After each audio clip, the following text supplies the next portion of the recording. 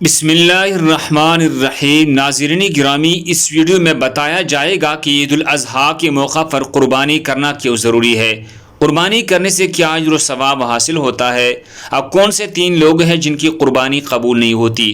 نہایت معمولاتی ویڈیو ہے، گزارش ہے اس ویڈیو کو آخر تک ضرور دیکھیے گا۔ رسول اللہ مبارک نے ایک دن صحابہ کرام سے دریافت کیا کہ یا رسول اللہ بتائے کہ یہ قربانی کیا ہے، تو رسول اللہ صلی اللہ علیہ وسلم نے ارشاد فرمایا، اے صحابہ، یہ قربانی تمہارے دادا سیدنا حضرت ابراہیم علیہ السلام کے سنت مبارکہ ہے۔ یہ سن کر صحابہ کرام نے مزید پوچھا، یا رسول اللہ پھر اس پر ہمیں اجر و ثواب کیا ملے گا اور نیکیاں کتنی ملے گی؟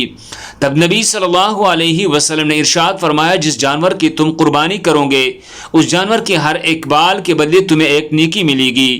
نبی کریم صلی اللہ علیہ وسلم کی اس حدیث مبارکہ سے یہ بات معلوم ہوئی، اور ذرا حساب لگائیے کہ قربانی کے لیے جتنا بڑا جانور ہوگا اور اس کے اوپر جتنی زیادہ بال ہوگی تو اس جانور کے ایک ایک بال کے بدلے ایک نیکی کے حساب سے نیکیاں بھی زیادہ ملے گی۔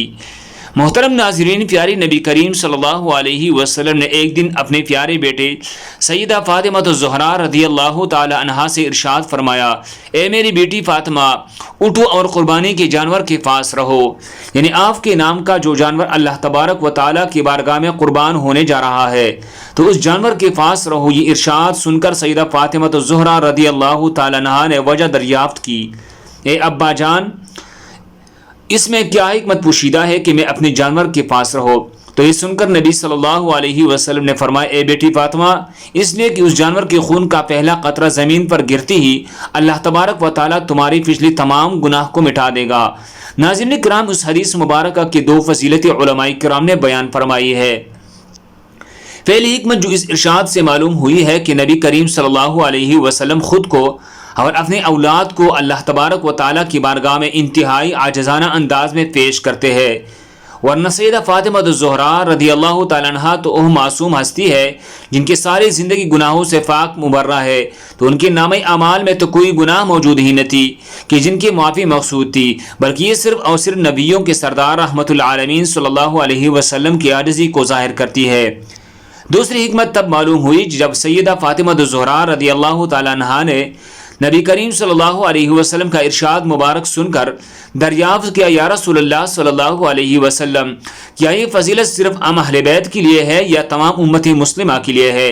تب نبی صلی اللہ علیہ وسلم نے ارشاد فرمایا کہ یہ فضیلت اور یہ انعام پوری امت مسلمہ کے لیے ہے۔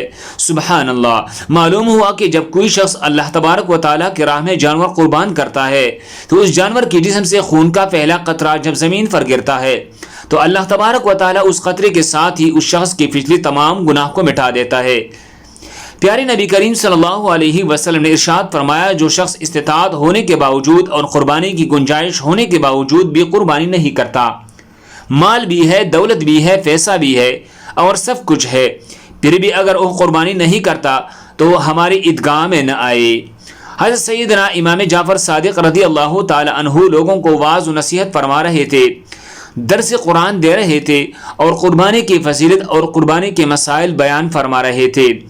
اس دوران آپ رضی اللہ تعالیٰ عنہ نے ارشاد فرمایا، اے لوگو، ہر ایک مسلمان کی قربانی اللہ تبارک و تعالیٰ قبول فرماتا ہے، لیکن سن لو، دنیا میں 3 ایسے بدبخت لوگ ہیں جن کے نہ تو قربانی قبول ہوتی ہے، نہ تو حج قبول ہوتا ہے اور نہ ہی کوئی نماز قبول ہوتی ہے۔ اس پر لوگوں نے سوال کیا، اے حضرت، اگر وہ 3 قسم کے بدقسمت لوگ کون کون سے ہیں؟ ایسے کون سے بدبخت لوگ ہیں جن کی قربانی حج نمازی قبول نہیں ہوتی؟ محترم ناظرین، دل کے کانوں سے سنیے گا کہ وہ کون کون سے بدبخت ہے۔ فرمایا، نمبر 1، شرک کرنے والا۔ شرک کرنے والا کا کوئی بھی عمل قبول نہیں ہوتا، نہ نماز قبول ہوتی ہے، نہ حج قبول ہوتا ہے اور نہ ہی قربانی قبول ہوتی ہے۔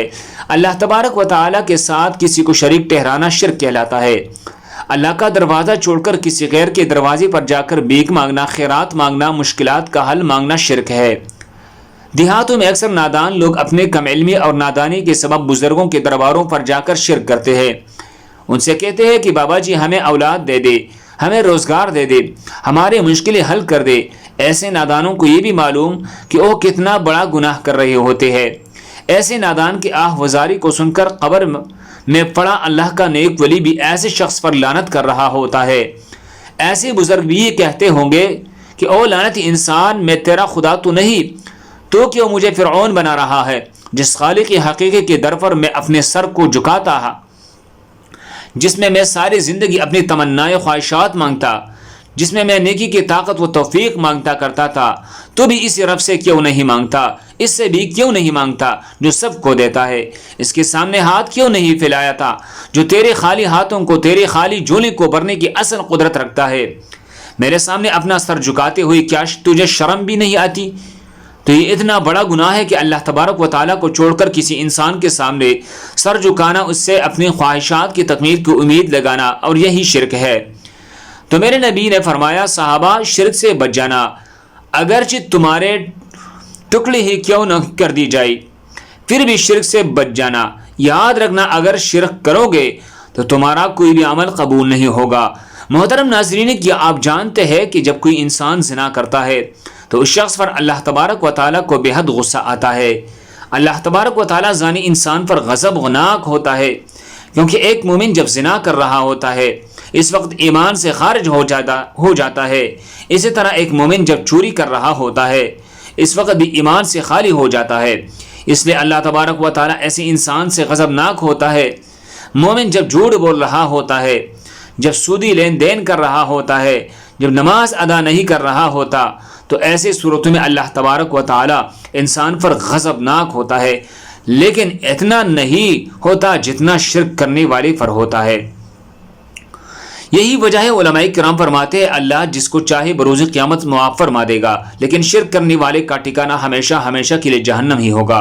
امام جعفر صادق رضی اللہ تعالیٰ عنہ نے ارشاد فرمایا کہ دوسری وہ لوگ ہیں جو حرام کی پیسوں سے جا کر بکرا خرید کر لاتے ہیں اور قربانی کرتے ہیں، یہ وہ لوگ ہیں جن کی نماز نیکی قبول نہیں ہوتی۔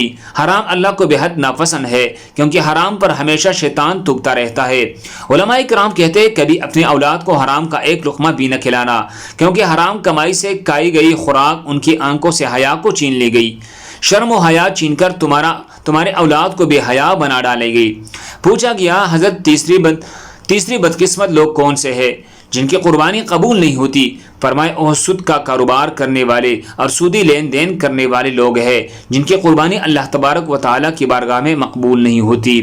فرمایا ان تین لوگوں کے علاوہ سب کی قربانی قبول ہوتی ہے، خواہ وہ گناہ گار ہو، بدکار ہو، سیاکار ہو، اگر وہ مسلمان ہوگا اور کلمہ پڑھنے والا ہوگا تو ہر ایک کی قربانی قبول ہو جاتی ہے، لیکن ان تین لوگوں کی قربانی قبول نہیں ہوتی تب تک جب تک یہ لوگ اللہ تبارک و تعالیٰ کے حضور پکی سچی توبہ نہیں کر لیتے اور اپنے ان گناہوں کو ہمیشہ کے لیے چھوڑ نہیں دیتے۔ اللہ تبارک و تعالیٰ سے دعا ہے ہمیں اپنی رحمت اور کرم کے سائے میں رکھے اور ہمیں ایسے لوگوں میں کبھی شامل نہ فرمائے جن پر اللہ کا غضب نازل ہوتا ہے۔ ہمیں نیک اور صالح اعمال سر انجام دینے کی توفیق مرحمت فرمائے اور تمام مسلمانوں کی قربانی کو قبول و منظور فرمائے۔ جو اللہ کی بارگاہ میں قربانی کرنے کی نیت رکھتے ہیں اور جو لوگ قربانی کے لیے استطاعت نہیں رکھتے تو اللہ تبارک و تعالیٰ انہیں بھی قربانی کی طاقت و توفیق مرحمت فرمائے، آمین یا رب العالمین۔ محترم ناظرین گرامی، درخواست ہے کہ میرے آج کی اس معلوماتی ویڈیو کو لائک اور شیئر کر دیجئے اور میرے چینل کو سبسکرائب کرے۔ جزاکم اللہ خیرا کثیرا۔ اللہ ہم سب کا حامی و ناصر ہو، اللہ ہم سب کو اس پر عمل کرنے کی توفیق عطا فرمائے۔ جزاکم اللہ خیر۔